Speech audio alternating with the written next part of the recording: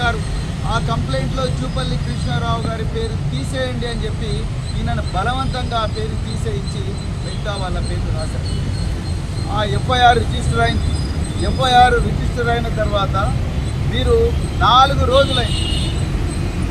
ఇది మామూలు స్వాభావిక మరణం కాదు, సహజ మరణం కాదు, ఇది ఒక ఘోరమైన హత్య, కోల్డ్ బ్లడెడ్ మర్డర్.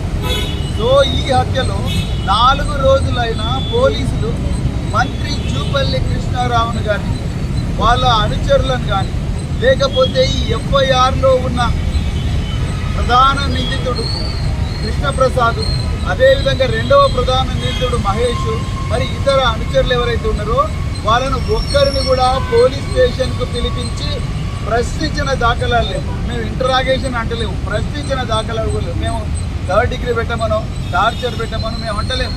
వాళ్ళని కనీసం ప్రశ్నించిన దాఖలాలు కూడా లేవు. పైగా మీరు చూస్తే జూపల్లి కృష్ణారావు అంత సీనియర్ మినిస్టర్ అయ్యుండి కూడా ఎలాంటి దయా దాక్షిణాలు లేకుండా, ఎలాంటి విచక్షణ కూడా లేకుండా ఆయన చనిపోయిన శ్రీధర్ మీద ఘోరమైన అభాండాలు ఇస్తున్నారు. మనం ఇక్కడ మీడియాలో చెప్పకూడని అభాండాలు ఇస్తున్నారు. ఒక తండ్రి ఎంత క్షోభిస్తాడు ఒకసారి ఆలోచించారు. ఆ రోజు ఊరోళ్ళందరూ వచ్చి ప్రధాన నిందితులు వాళ్ళ ఇల్లు కూలగొడదాం పాండి అని అంటే కూడా కొడుకుపోయిన దుఃఖంలో కూడా శేఖర్ రెడ్డి గారు చాలా విచక్షణతో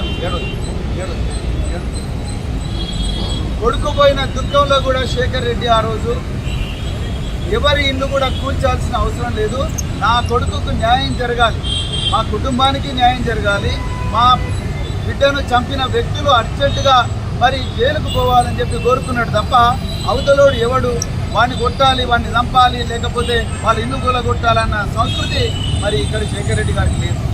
కానీ ఈరోజు 4 రోజులైతే ఒక్కరు కూడా ప్రధాన నిందితులు దొరకలేదు. పైగా ఈ కేసులో ప్రధాన నిందితుడైన కృష్ణప్రసాద్ అనే వ్యక్తి నిన్న జూపల్లి కృష్ణారావు ఇంట్లో, చిన్నంబావి మండలం జూపల్లి కృష్ణారావు ఇంట్లో బాజాప్తా ప్రెస్ కాన్ఫరెన్స్ పెట్టింది. మరి ఎక్కడుంది పోలీస్ వ్యవస్థ, ఎక్కడుంది న్యాయం? అంటే మీకు ఒక న్యాయం, మాకు ఒక న్యాయం. మంత్రి అటువైపు ఉన్నాడు, అదేవిధంగా మంత్రి అంటున్నాడు. కనీసం వాళ్ళని పట్టుకొని అడగలేదు, వాళ్ళని ప్రశ్నించలేదు. వాళ్ళకి సెల్ ఫోన్లు ఉండవా? వాళ్ళ ఇళ్ళ దగ్గర సీసీటీవీ ఫుటేజ్లు ఉండవా? సీసీటీవీ కెమెరాలు ఉండవా? వాటికి ఫుటేజ్లు ఉండవా? అవన్నీ తీసుకోవచ్చు కదా, వాళ్ళ సెల్ ఫోన్లన్నీ కూడా ఆన్లైన్ చేయొచ్చు కదా. ఈయన అడుగుతున్నది ఏంటి? కేవలం తన కొడుకును దారుణంగా హతమార్చిన నిందితులను పట్టుకొని చేయలేండి అంటున్నాడు. కనీసం అది కూడా చేయలేకపోతున్నారు.